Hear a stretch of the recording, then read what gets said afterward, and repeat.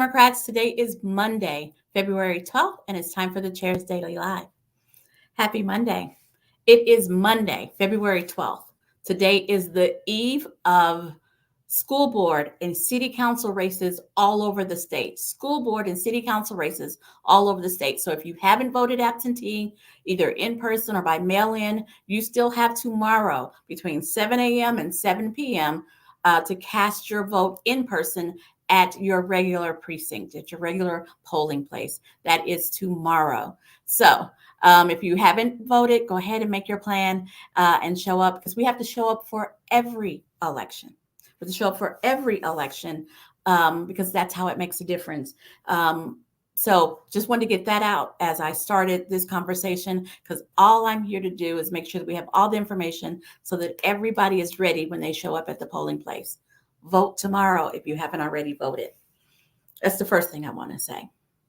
The second thing I want to say is that the Oklahoma Democratic community lost a titan this weekend.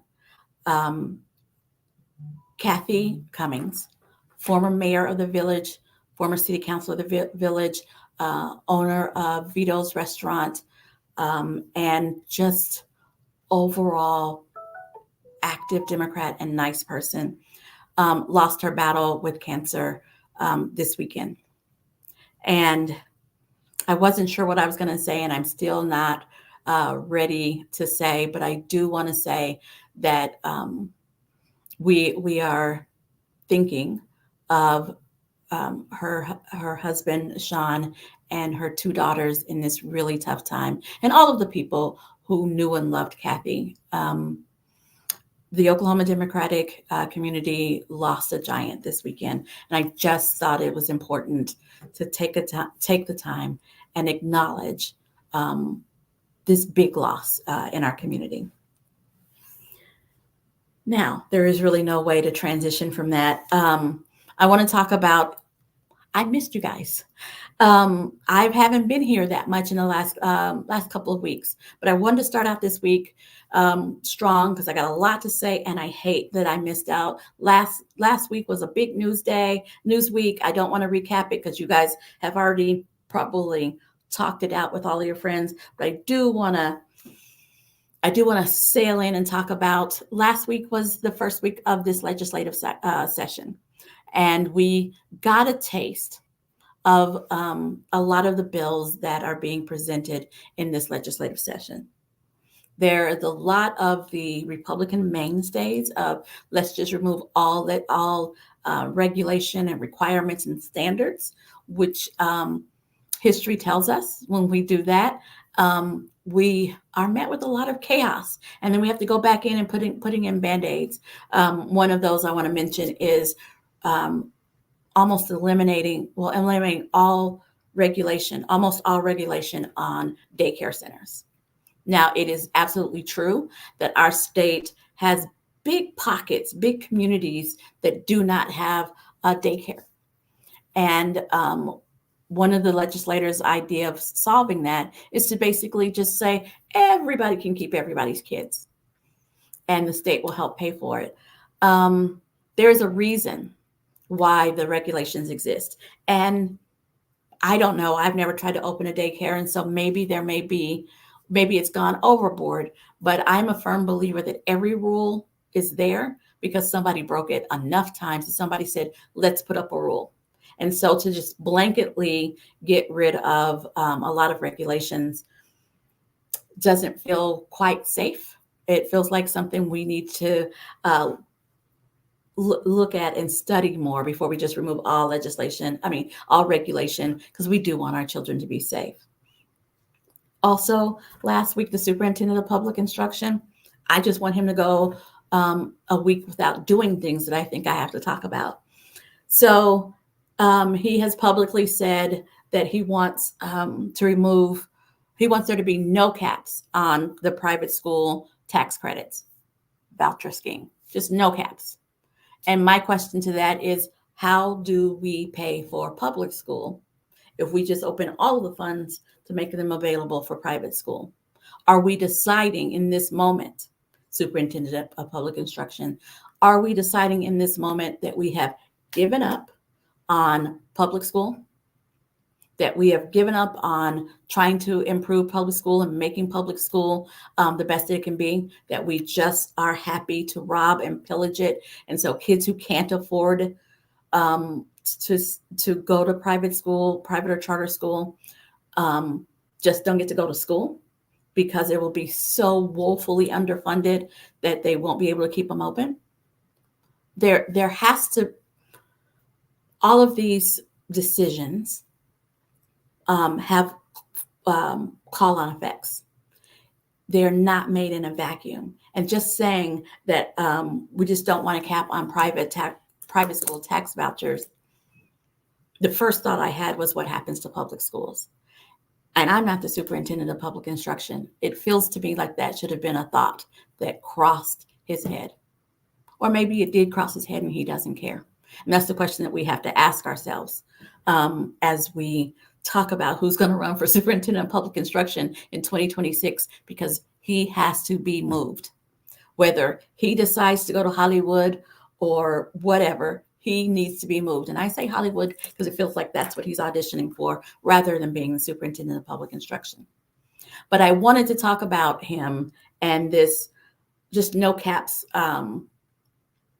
edict because it is indicative of who he has been since we have been aware of his existence in the public sphere. Class Wallet. That was the program. That was the program where during COVID, parents were allowed to spend X amount of dollars on school supplies and school things that they needed in order to get through school while we were on lockdown, right? And so in my brain, not having children, I'm thinking upgraded computers, maybe even a projector so that, you know, you can put it up on the screen and everybody can see it. Upgraded leapfrogs because they teach phonics. The kinds of things that kids need to further their education, right? Speaker systems for their computers, cameras for their computers. That's what I think about when I think about now we're moving to virtual. How do I make sure that my kid has everything that they need? And as you guys will recall, people bought Christmas trees and lawnmowers and Ring doorbells and blenders and all kinds of, you know, they had the money, so they spent it.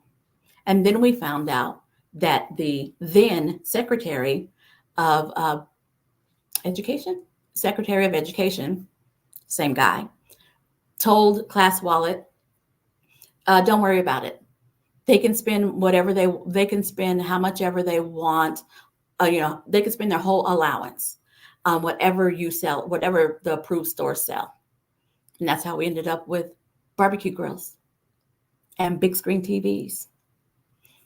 It's in writing where they asked him for parameters. They asked him for guardrails, and he neglected to put them in. And here we are. And once again, our governor has asked the Attorney General to sue Class Wallet. We're trying to put the blame off on Class Wallet. And the Attorney General said, nuh-uh, this is your fault, Governor. This is your fault now, Superintendent of Public Instruction, because it was our responsibility to tell this third-party outsourced company what our limiters were, what our parameters were, and we did not.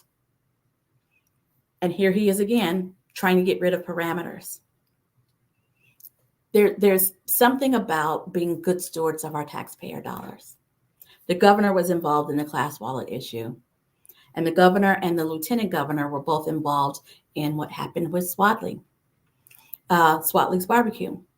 And finally, the owner of Swadley's and two of his cohorts were indicted last week for conspiracy to commit fraud with how they operated the restaurants at our state parks. Once again, we didn't have enough safeguards.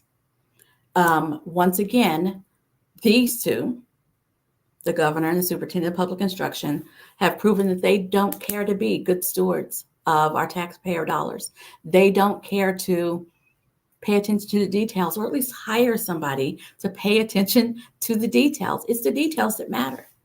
So while they're doing that, we have, for the second year in a row, we have the highest number of, what do you call them? Emergency certified teachers.